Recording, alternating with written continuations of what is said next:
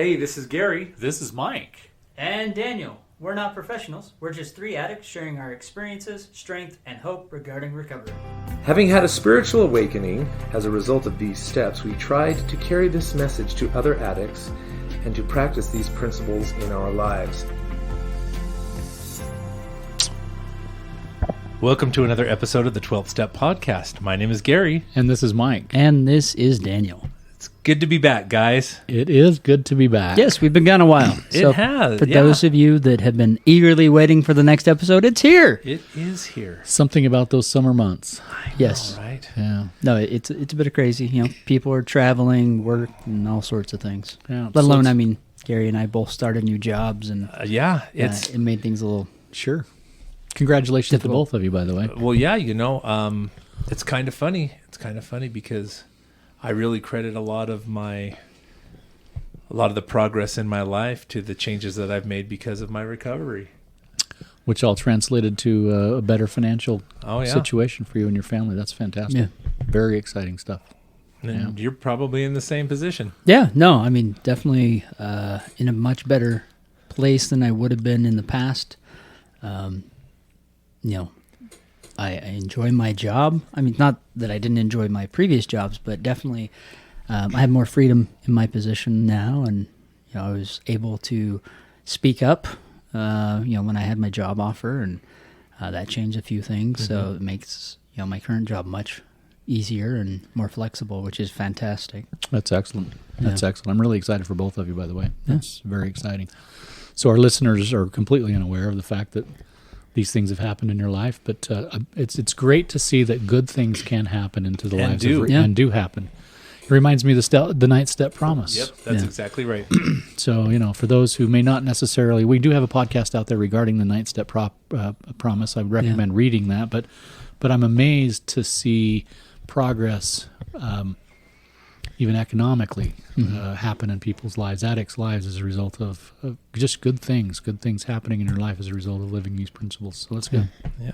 Yeah, Very exciting. And especially since for me, I mean, it's officially been 4 years since I started this journey, and work-wise, it's just gotten better and better and better. Yeah. I used to just have a lowly position. It's just I always had bosses above me, and now I don't. You're the man. I do have a boss, but I'm pretty much in charge, which is nice. And that's slowly moved into those positions, and I credit that to working recovery, and I'm not burning all my extra energy towards my addiction and things like that. So, I was able to finish school. I've been able to use my knowledge and speak up about things where before I just never did. Right. And I just kind of mired in the muck and never spoke up. And, last few jobs I've spoken up and said, this doesn't work. I have this idea. And even if they didn't agree with me, I still put it out there. Sure. And, felt comfortable enough walking away, like, okay, I pled my case and it's okay. And Isn't that a great place to be, to say it's okay? Absolutely. Yeah. It's okay. All right. Somebody doesn't agree with me. It's okay. Yeah. It is. Yeah, it's a great spot. Let's talk about the topic. All right. Well, I had an interesting experience. I have a friend of mine who discovered our podcast quite organically and not through me. No kidding. Nice. Yeah, and it was actually a really, really good experience. But this friend of mine, they asked this question.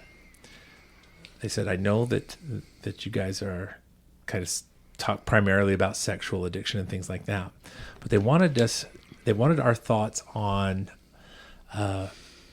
additional addictions or having multiple addictions. Sure. Video games was one that they mentioned. And so I thought we'd just kind of jump into that a little bit because, as you know, most addicts, if they have an addiction, actually have multiple addictions going on at the same time. Yeah. Mm-hmm. So, Well, I'm going to. I have a theory. okay. It's very much and it's just Mike theoretically speaking, but my own discovery of, for instance, I've known my own children and some others. I wouldn't call it an addiction, but cell phones have really kind of come into play in my lifetime. I've seen that sort of stuff come about. And I've known kids who have literally grown up through those years of exposure to cell phones, texting, things like that. And I see my own children, I see others who are just constantly looking at their phone and dealing with that. I'm 100% convinced that cell phone addiction, gaming, all those sorts of things sort of lay themselves comfortably on some of the bigger, heavier addictions.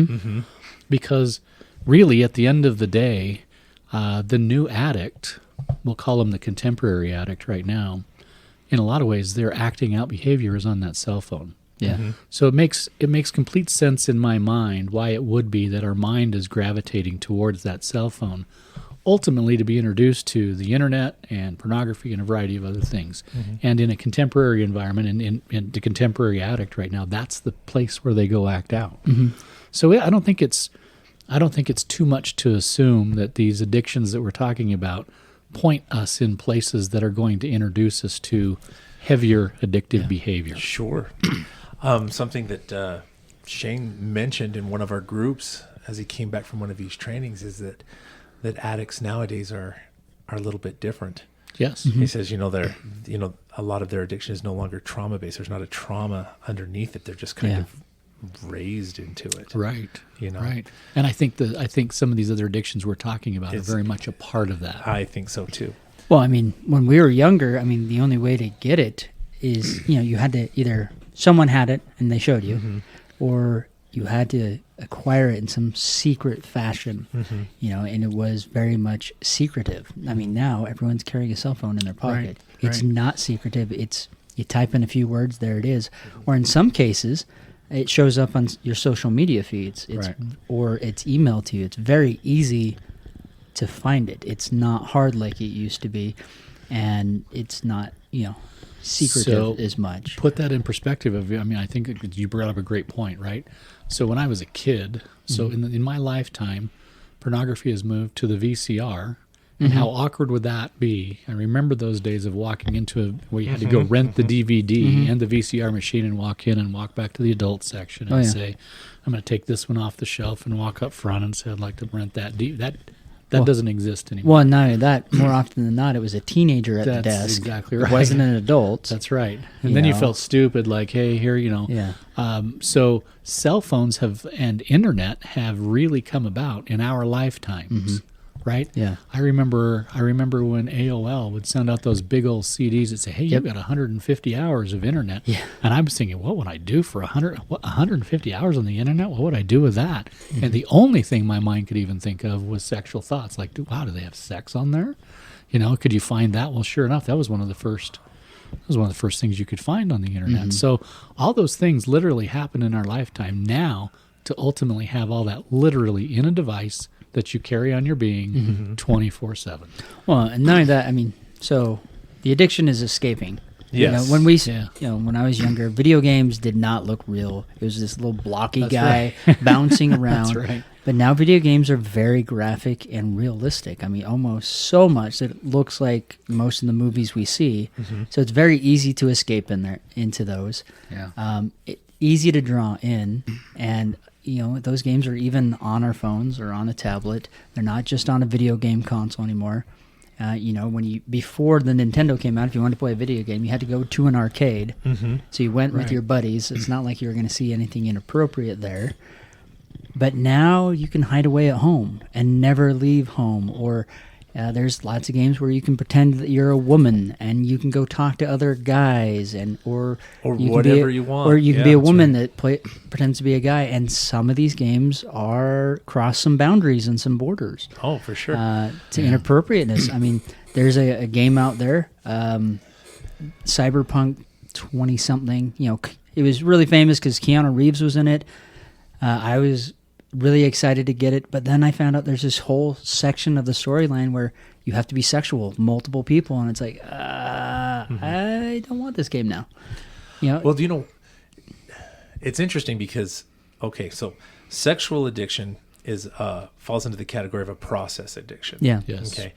Process addictions are where the addictive process will attach itself to we a define normal, addiction. healthy process of some type. Yeah.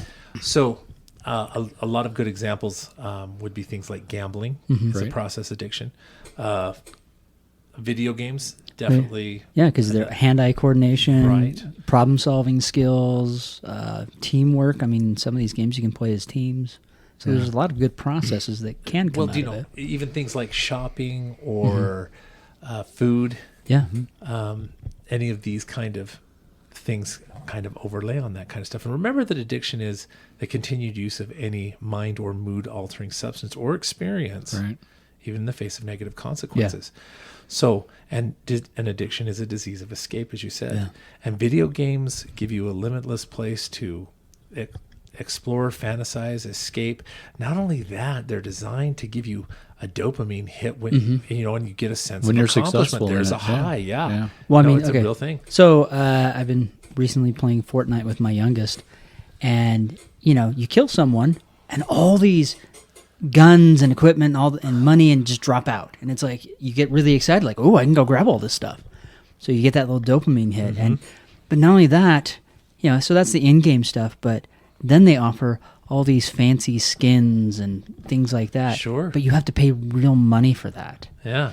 And they're like, even my youngest is like, oh, can I buy that? Can I buy that? Because it's like Spider-Man or Captain America or anything like that. But it's like $20. Yeah. Like, and it doesn't give you anything fancy for the game, no power-ups, nothing. It's just to look like Captain America. And I'm just thinking, how many people are just sinking money over and over and over? Time is... Yeah. Well, do you know what? Okay, I'll be honest. I really think that I dealt with a video game addiction for a long time, and it ran parallel with my absolutely. with my sexual addiction, and actually when I was initially busted in 2011, I stopped playing video games. That was something that came out of that experience. Even though I fell back into my other addiction, the video game was an obvious thing, and so I gave that up to kind of placate my wife or make things a little more livable at home while I tried to kind of fudge my way through that first part of the thing. But it was interesting. I've gone back and I looked at that, and it was years and years and years before I touched one again, because I knew that it was a bad place. And I would bounce between the two. I'd be on the computer and I'd bounce between the two. So they were hand in hand for me for a long time. And I remember just recently kind of going back and kind of looking through some of that stuff as I've, and I would have hundreds and hundreds and hundreds of hours into these things. Yeah. I can't imagine the time and the money and all to escape. I remember taking the console. I remember taking my Xbox on family vacation and plugging it in and playing.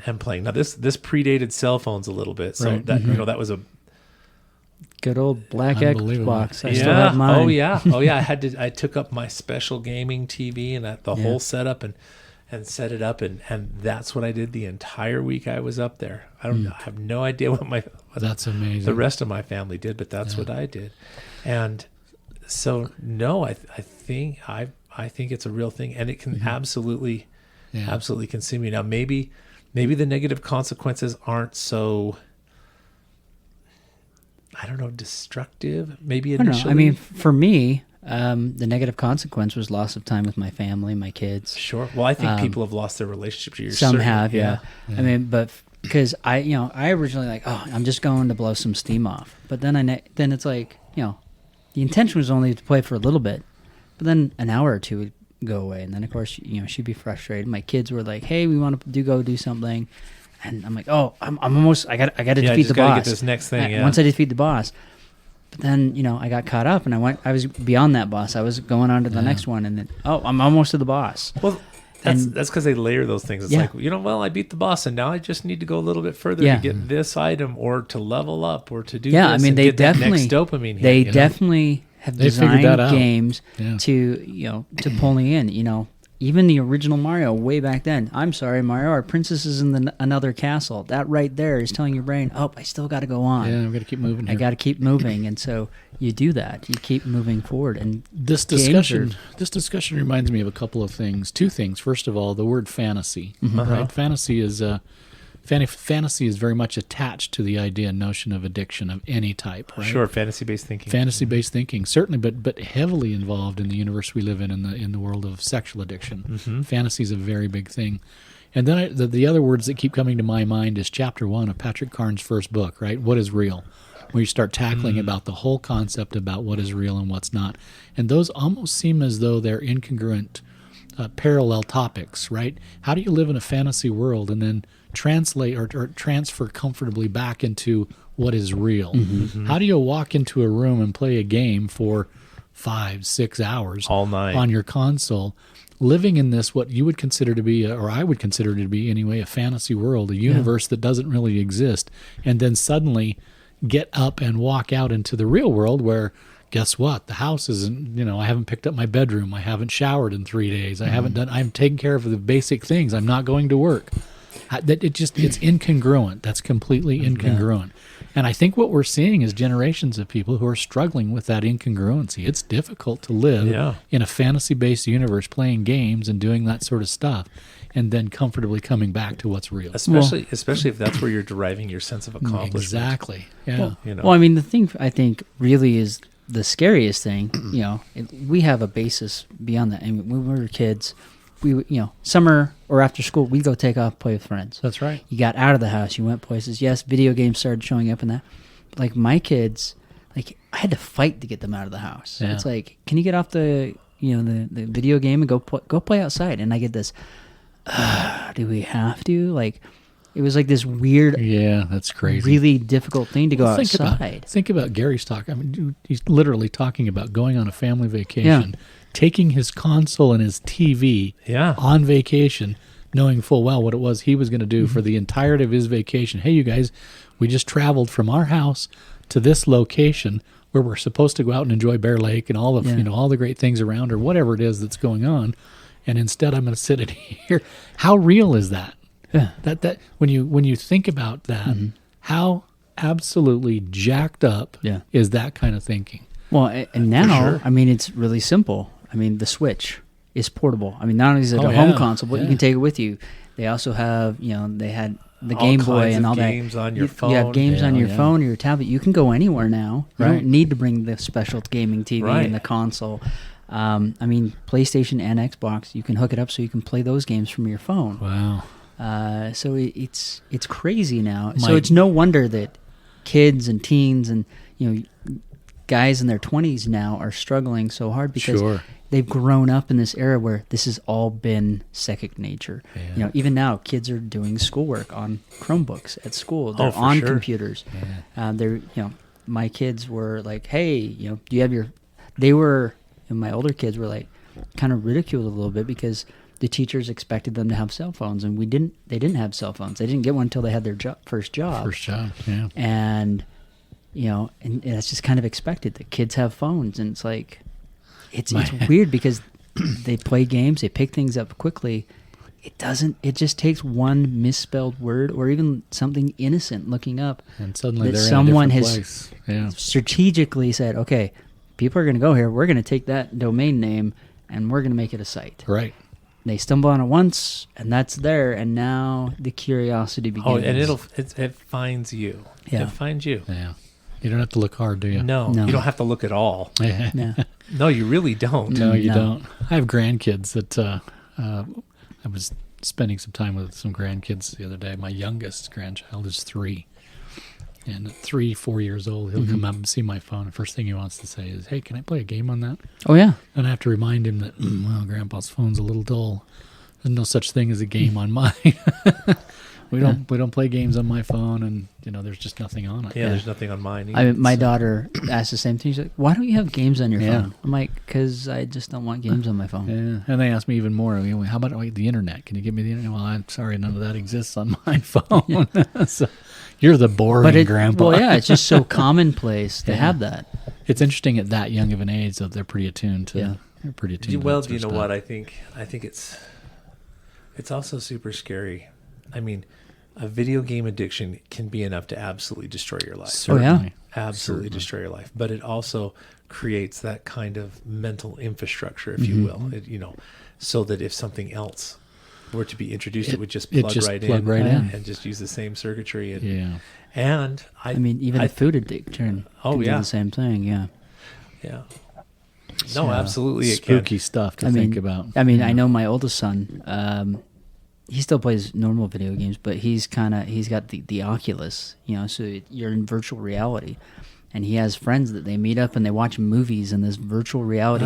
It's the actual movie, but it's like, why don't you just go to the theater and meet up in person? Right.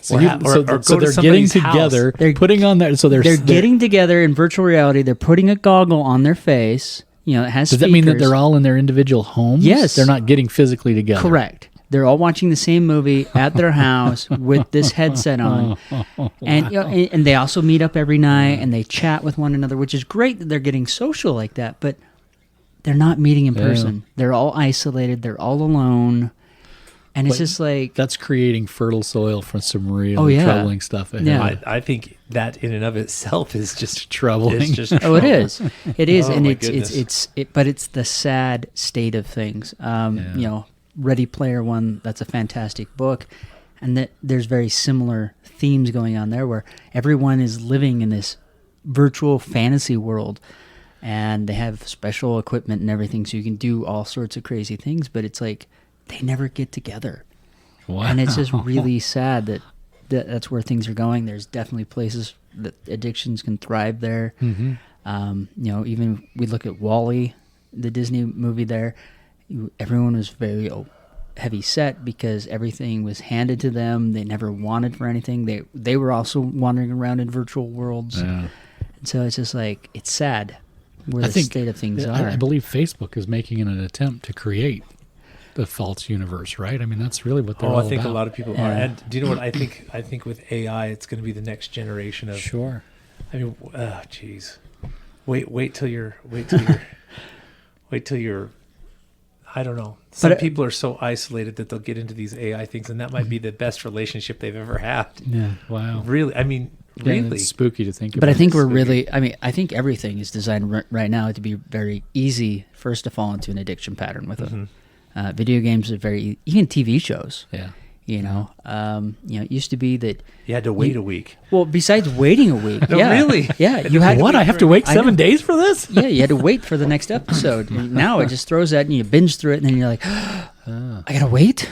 You know, but beyond that, like way back or 80s and 70s, they didn't show a lot of skin. You know, and it was very suggestive of people doing things. They'd go into a bedroom, close the door. There'd be some music, and you're like, oh, I know what's going on. Now it's there. You see everything. Yeah. And so it's really sad where things have gone. Yeah. So then, what's the antidote? What's the solution? I mean, you can't sterilize the environment. No, No, you can't. no. But I think the antidote to our sexual addiction in a lot of cases is always we've always been taught is connection. Yeah. And I believe that to be true. Even when we talk about video games or any other sort I of agree. addiction, that connection is a piece of it. It's interesting you bring up food addiction. I think we isolate, and I think sometimes I know I go to the pantry to self-soothe. That was a tough word, but I got it out. So I go to self-soothe, and if that's the case, what I'm really missing is some sort of connection with somebody, and that how helpful would it be if I could make a strong connection with somebody such that I didn't feel the need then to go stand in front of the pantry to find something to snack on. But even that's So- subliminal. I mean, Can be, how many yeah. movies have we seen where the woman breaks up and she gets the giant tub of ice cream and she's just eating it, Yeah. and then the friend comes over and you see all the food everywhere and she's just a mess. She didn't call her friend and come over and, hey, I need someone to talk to. I need Right. someone to lean on. And Yeah, so we're that socialized to teaches believe us. what some of this Yeah. stuff is. Sure. I mean, as far as with me in video games, one, I'm intentional. So if it's just here me, we it's go. like, okay, I'm going to play for this amount, and I set a timer, and I play for that amount. Once it's done, I leave. What I'll happens do if you something haven't? else. What happens if you haven't beat the boss? or Then whatever? I just leave it. Like, I'll put it into rest mode, and then I can come back, and I'm right back there. The game remembers without me saving. Like with Fortnite, like I said, I play with my son, and we play together. And again, it's for a set amount of time. I'll like, hey, I can play with you for 30 minutes. Sometimes that's only 2 games, but it's for 30 minutes. He knows there's a parameter. And, we may come back again and play another 30 minutes, but it's for a small window of time because I don't want to be sitting there all day because I got work to do. I got to mow the Well, do you know what? lawn and There's- everything else. There's Yeah. a big difference. There is a big difference between playing the game for playing the game and playing the game with somebody. Oh, yeah. Does that make to sense? be with It somebody. does, Sure. yeah. So it, I don't think any of us are saying, none of the Okay. things that we're talking about are necessarily inherently bad. No. It's just the excesses of them. It's the excess and the not doing it with intention or No parameters. No Just parameters, No yeah. borders, no boundaries. No, I mean, Yeah. even the situation with my son, it's great that he's being social Mm-hmm. because he is a little antisocial, or not antisocial, socially awkward a bit. So it is great that he's doing that, but it would be nice to also balance it out where every now and then they get met in person oh, for sure. so that there's that deeper connection happening, because Yeah. there isn't really true connection happening when you can't see someone Well, do you or know? be in proximity. Do you know when we talked about watching movies and things like that? My favorite part about going to the movie was the conversation afterwards. Oh yeah. Or even the Interesting. conversation beforehand. Oh, yeah. Because you're waiting in line. Yeah, It's like, anticipation of what it do you, all, What do sure. you think's going to happen in the movie? This, and this. We saw and the that. Yeah. trailer and blah blah blah. Yeah. So it's a healthy connection. So whatever it is, don't take your video games on vacation. Right. Learn from Gary. Yeah. Don't, Let me take one for the team here. don't go isolate with your video Put game. it down and go spend some real time with Yeah. your spouse or your. So connection's a yeah. big piece of it. I Yes, think connection's I a think big so. piece of it. I think the other piece of it is the intentionality of it is really good. I think both of you have indicated, look, if I set some parameters around this, I can be okay in this Oh, yeah. space. And make And I time think to be that's- present. Sure. Yeah. Sure. Be present with the family. Be present. It's okay. I love playing like original Halo 2.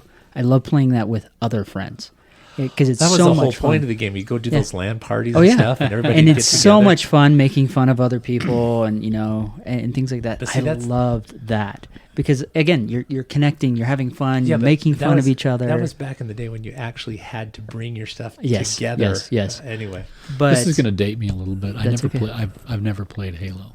good That's for you. okay. man. I've never played. My parents bought me a video game machine when I was, 13, 14 years old. Commodore 64. It was in Magnavox, actually. Oh, okay. It was, and Magnavox had the one game I did get was football.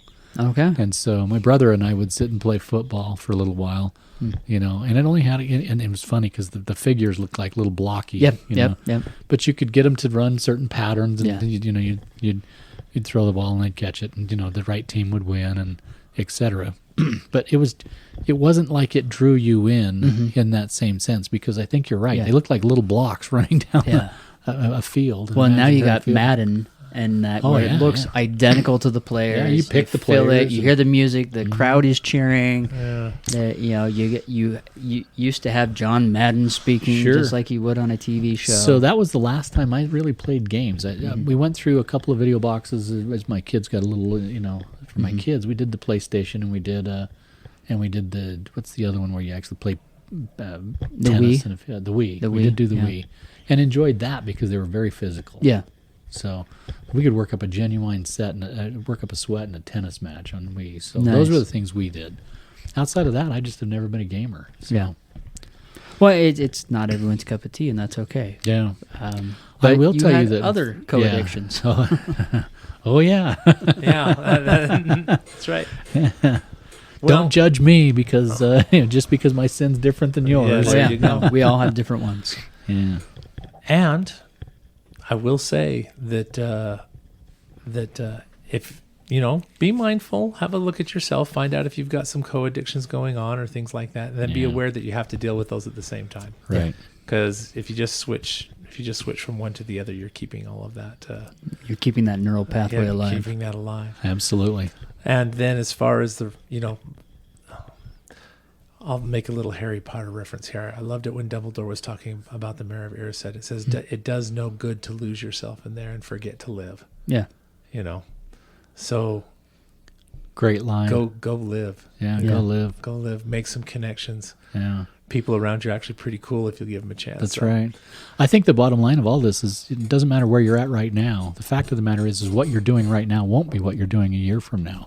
Mm-hmm. So if you continue down this path, that it may be sexual addiction in your future, maybe alcoholism, maybe gambling, maybe a variety of other things that was introduced to you from where you're at right now. Mm-hmm. So be careful of that. So Yes. I think the key to it more than anything is just rein in whatever it is that you're doing, whether it's gaming or whatever, but rein it in right now. Get some parameters around it, get some borders around it, understand it, because you want to be safe as you move forward. It's okay to have stuff. It's okay to have hobbies. It's not absolutely. okay for those things to have you. That's right. That is a true story. All right. What a great conversation. Good conversation. Yeah.